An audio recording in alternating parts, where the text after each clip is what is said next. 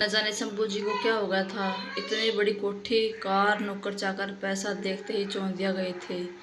शायद उन्हें कभी सोचा भी नहीं था कि एक दिन उनके दामन में इतनी दौलत आएगी कि जिसे समेटने के लिए उन्हें स्वार्थ के दरवाजे खोलकर बुद्धि के दरवाजे बंद कर देने पड़ेंगे। मुझे जीवन साथी की जरूरत है पापा, दौलत पर पहरा देने वाली पहरेदार की नहीं। सीमा ने साफ शब्द में अपनी बात कह दी। शंभू जी कोलकाता से लौटकर आए तो उन्हें बड़ी हुई हैरानी हुई। हमेशा दरवाजे पर स्वागत करने वाली सीमा आज कहीं भी नजर नहीं आ रही थी। मैसेज तो उन्हें कोलकाता से चलने से पहले ही उसके मोबाइल पर भेज दिया था। क्या उसने पढ़ा नहीं? लेकिन वो हमेशा ऐसा ही करती है, चलने से पहले मैसेज कर देते हैं। और उनकी लाडली बेटी सीमा दरवाजे पर मिलती है।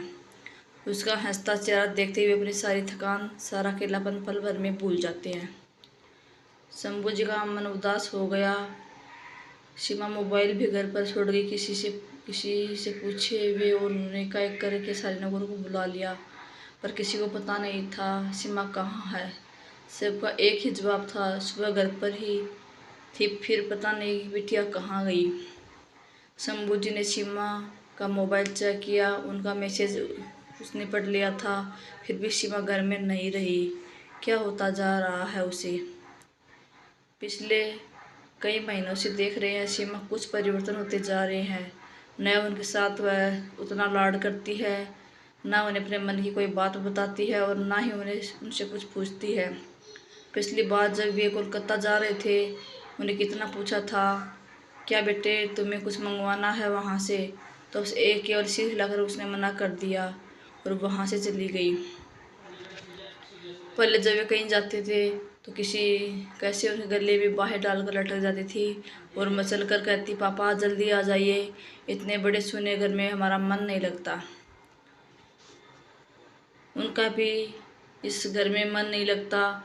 यह तो सीमा ही है जिसे पीछे उन्हें इतने बड़े हंसते हंसते काट दिए और अपनी पत्नी मीरा को भी भुला बैठे। जब जब वे सीमा को देखते, उन्हें हमेशा यही संदेह होता, मीरा लौट आई है। और वे अपने अकेलेपन की खाई को सीमा की प्यारी प्यारी बातों से बांट देते। एक दिन सीमा भी तो पूछ बैठी थी, पापा मेरी माँ बहुत सुंदर थी?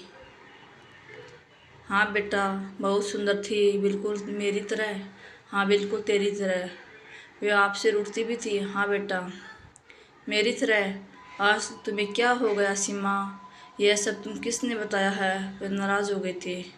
15 नंबर कोठी वाली रेखा चाची ने, उन्होंने कहा था माँ बहुत अच्छी थी, माँ उनकी बात नहीं मानते थे तो वो रूठ जाती थी। सीमा बड़े भोलेपन से बोली थी।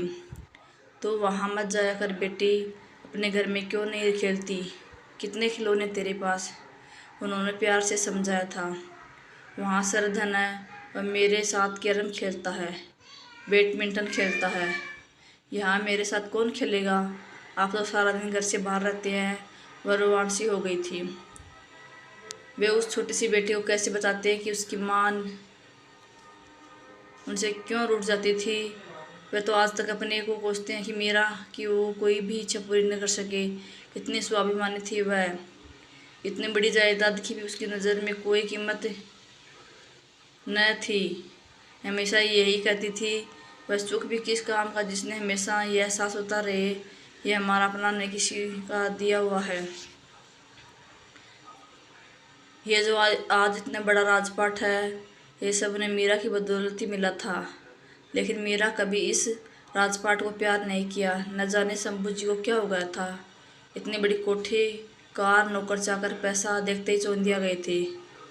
शायद उन्हें कभी सोचा भी नहीं था एक दिन उनके दामन में इतनी दौलत आएगी कि जिसे समेटने के लिए उन्हें स्वार्थ के दरवाजे खोलकर बुद्धि के दरवाजे बंद कर देने पड़ेंगे।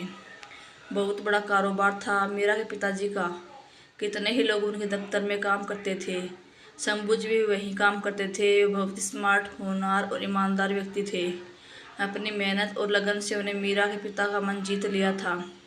शंभू जी से उनकी कोई बात छिपी नहीं थी और शंभू जी उनकी कोई बात अपनी बात समझकर न जाने पेट के किस कोने में रख लेते, जिसे कोई जान तक नहीं पाता था। मीरा की माँ ने ही एक दिन पति को सुझाव दिया, क्यों न तुम दिन रात शंभू जी की प्रशंसा करते हो? मगर हम अपनी मीरा की शादी उनसे कर देते हैं तो कैसा रहेगा। गरीब घर का लड़का अपने घर रह जाएगा। मैं भी कितने दिनों से यही सोच रहा था, मुझे भी ऐसा लड़का ही चाहिए जो मेरा कारोबार भी संभाल ले और अपनी बेटी भी हमारे पास रह जाए। मीरा के पिता ने बात का समर्थन दिया। मेरी चिंता दूर हुई। ले दे करके एक ही औलाद है, वही आँख से दूर हो जाए तो यह ताम झाम किस काम का। लड़का हीरा है हीरा, चरित्रवान, स्मार्ट, मेहनती, ईमानदार। यह समझ लो चिराग लेकर ढूंढने से भी ये लड़का हमें नहीं मिलेगा। तो बात पक्की कर लो, जरूर जतला देगा, घर जमाई बनकर रहना पड़ेगा। उसे मंजूर हो तो बस चट मंगनी पट ब्याह वाली बात कह डालो। मीरा की माँ ने पुलकित होकर कहा था। बात पक्की हो गई थी। बड़ी धूमधाम से मीरा और शंभू जी की शादी हुई थी। शंभू जी के पांव धरती पर नहीं पड़ते थे। पहले दफ्तर में काम करने वाले सभी साथियों से ईर्ष्या की थी, लेकिन धीरे धीरे सबके लिए छोटी मालिक बन गई। मीरा के पिता जैसे उन्हें प्यार करे पूरी तरह निश्चित हो गए थे। धीरे धीरे सारा कारोबार उन्हें शंभू जी को सौंप दिया था।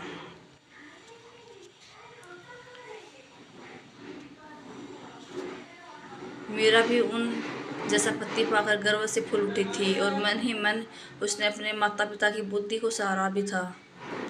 कुछ समय तो वो सब कुछ ठीक ठाक चलता रहा, लेकिन बाद में मीरा को महसूस करने लगी थी जैसे पिताजी ने दामाद नहीं गुलाम खरीदा हो। शंभू जी सोए हो, हाँ उसने प्रेम आलाप कर रहे हो, बस पिताजी का एक बुलावा आया नहीं कि वो उठकर चल देते। ऐसे में मीरा प्यार से उन्हें समझाती और कहती, पिताजी से कह के उन्हें बेवक्त न बुलाया करे। अरे भाई, काम होता है तभी तो बुलाते हैं, और काम कोई वक्त देख कर तो नहीं होता। शंभू जी प्यार से जवाब देते। पहले भी तो सभी काम संभालते थे, अब क्यों नहीं संभालते। मीरा उखड़ जाती। इसलिए उन्हें तुम जैसी पत्नी का मुझे पति बना दिया ताकि मैं उनका बोझ हल्का करूं। शंभू जी हंसकर टाल देते। फिर उन्हें बेटी देने की क्या जरूरत थी। बोझ हल्का करने के लिए तुम्हें रुपये में खरीदा भी जा सकता था। तुम नहीं बोल सकते तो मैं पिताजी से कहूँगी आप साथ साथ काम करने के लिए कोई दूसरा नौकर रख लीजिए। मीरा नाराज हो जाती। तुम तो बहुत भावुक हो गई। मेरा जितनी मेहनत और ईमानदारी से अपने घर का आदमी का कर सकता है, कोई दूसरा करेगा क्या। वे तर्क देते। ये क्यों नहीं कहते कि तुम बिक गए हो, तुम्हें पत्नी नहीं सिर्फ दौलत की ज़रूरत थी। और मीरा पकड़ रो पड़ी। शंभू जी कितने ही प्यार से क्यों न समझाते, लेकिन मीरा यह कतई पसंद नहीं था कि घर दामाद बनकर रहे। वह हमेशा ये कहती, घर दामाद तो पालतू कुत्ते की तरह होता है जो टुकड़े खाकर दिन रात वफादारी करता है।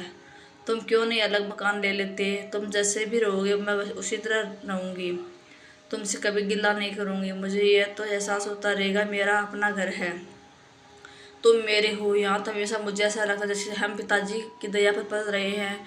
और तुम भी सोचते होंगे कि यदि मैं कहीं विद्रोह किया तो पिताजी रोजी ही नहीं छीन लेंगे।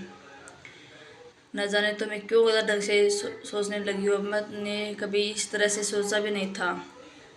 मीरा, तुम पहले भी इस घर में रहती थी, तब तुम ऐसा क्यों नहीं सोचती थी। तब मैं कुंवारी थी। कुंवारी लड़की हमेशा अपनी नई दुनिया की बसाने के सपने देखती है।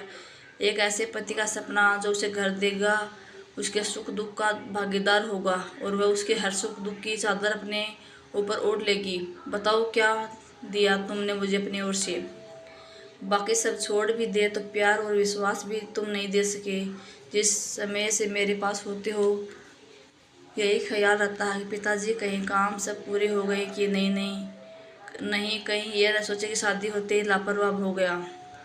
इस तरह तकरार और प्यार में वर्ष छलांगे लगाते निकल रहे थे। मीरा की गोद में सीमा आ गई। सीमा को पाकर मीरा काफ़ी हद तक सहज गई थी। उन्हें सोचा कि मीरा सीमा को पाकर तनाव से शायद मुक्त हो गई, लेकिन यह उनकी भूल थी। सीमा जैसे जैसे बड़ी होती गई, मीरा की खामोशी बढ़ती गई। वह हमेशा देखती सीमा की हर ज़रूरत पिताजी पूरी करते हैं। उसका भविष्य कैसे संवारना है ये पिताजी भी सोचते हैं। बिल्कुल उसी तरह उन्होंने उसके लिए सोचा था। शंभू जी ने एक दिन यह भी महसूस नहीं किया कि बाप का अपनी संतान के लिए क्या कर्तव्य होता है। मीरा की ज़रूरत पिताजी आकर पूछते, शंभू जी को इससे कोई अंतर नहीं पड़ता था। बस उन्हें यही संतोष था कि पिताजी के होते हुए उन्हें चिंता करने की क्या आवश्यकता है। या पिताजी उन पर कितने प्रसन्न हैं, क्योंकि उन्हें उनका प्यार और बढ़ा दिया था। मीरा की हर बात चिकने गड़े पर बड़े पानी की तरह उनके ऊपर से फिसल जाती थी। एक दिन बेहद गुस्से में मीरा ने कहा, इन सुखों के खातिर तुमने अपने आप को बेच दिया है, अपनी आज़ादी, अपने आदर्शों तक को दांव पर लगा दिया है। तुम सुखी रहो इसलिए यह सब किया है मैंने, वरना मैं अकेला तो 2 रोटी और 2 कपड़े में ही प्रसन्न था। यदि तुम्हारी खुशी के लिए स्वयं मुझे भी बिकना पड़ा तो मैं पीछे नहीं हटूंगा। मीरा। शंभूजी ने हंसकर बात टालनी चाहिए। मेरा नाम लेकर झूठ मत बोलो, तुम जानते हो इस पैसों की दुनिया से मुझे कभी प्यार नहीं रहा। जहाँ आदमी आज़ादी से अपनी कोई इच्छा भी पूरी न कर सके, जहाँ आगे पीछे नौकरों की फौज खड़ी है, मैं खुली हवा में सांस लेना चाहती हूँ। प्लीज मुझे अलग ले जाओ ताकि मैं अपना छोटा सा संसार बना सकूँ और सोच सकूँ ये घर मेरा है, जहाँ सुकून हो, जहाँ तुम हो, हमारी बच्ची भी हो और मैं हूँ। और मीरा रो पड़ी। ठीक है मीरा, मैं वचन देता हूँ उसी तरह रहेंगे जैसे तुम चाहती हो। मैं पिताजी से ज़रूर बात करूँगा। उन्हें मीरा को प्यार से थपथपा दिया था। जब मीरा ने देखा यह तकरार भी चिकने गड्ढे की बूंद बन गई तो हमेशा के लिए चुप हो गई थी। शायद उसने जो है सो ठीक है समझकर ही संतोष कर लिया। दूसरे बच्चे के समय मीरा की तबीयत बहुत बिगड़ गई थी। डॉक्टरों की भीड़ भी उसे नहीं बचा सकी। तभी शंभू जी सीमा के वो छाती से लगाकर फुट फुट कर रो पड़े। उन्हें मन ही मन मीरा से कितनी बार माफ़ी मांगी और वादा किया था, तुम्हारी सीमा की हर इच्छा पूरी करूँगा, मैं स्वयं उसका ख्याल रखूँगा, उसे माँ बनकर पालूँगा। कितना स्नेह और ममत्व अपने बेटी को दिया था। उसके उठने से लेकर सोने तक हर बात का ध्यान वे खुद रखते थे। बाहर जाना भी कितना कम कर दिया था। लेकिन कभी कभी जब सीमा उन्हें टकटकी लगाए देखने लगती तो न जाने ये क्यों सिर उठते। उन्हें महसूस होता ये निगाह सीमा की नहीं मीरा की है जो उनसे कुछ कहना चाहती है। तो वे घबरा कर पूछ बैठते, तुम कुछ कहना है बेटी? कुछ नहीं पापा। जब सीमा कहती तो उनकी सांस की गति ठीक होती। समय के साथ साथ सीमा बड़ी हुई। मीरा के माता पिता का साथ छूटा। सारों कारोबार फिर एक बार शंभू जी पर आ पड़ा। यही वही जिम्मेदारी थी जो किसी को नहीं दी जा सकती और धीरे धीरे पहले की तरह व्यवस्था के बीच खोने लगे थे। एक दिन जब वे काफी रात गए घर लौटे थे तो यह देखकर हैरान हो गए, जल्दी सो जाने वाली सीमा आज बालकनी में खड़ी उनका इंतजार कर रही थी। वो हैरानी से बोले, सोए क्यों नहीं? आप जल्दी क्यों नहीं आते? अकेले मेरा मन नहीं लगता। सीमा गुस्से में थी। मेरा मेरा बहुत काम होता है इसलिए देर हो जाती है। आज कोई पहली बार तो मैं देर से नहीं आया, उन्हें प्यार से समझाया था। इतनी रात तक किसी का काम नहीं होता। आप झूठ बोलते हो, आप पार्टियों में जाते हो, शराब पीते हो, इसलिए आप देर हो जाती है। सीमा वे नाराज हो गई थी। डांटिए मत, मैं कॉलेज से देर आऊँगी तब आपको अच्छा लगेगा। वह भी सख्ती से बोली, मैं कह देती हूँ आप देर से आएंगे तो मैं खाना नहीं खाऊंगी। वह पैर पटकती हुई चली गई। वे हैरान खड़े देखते रहे। मीरा और सीमा में कितना साम्य है। अगर हवा तेज भी झोंका है तो ये सब कुछ हिला देने वाली आंधी।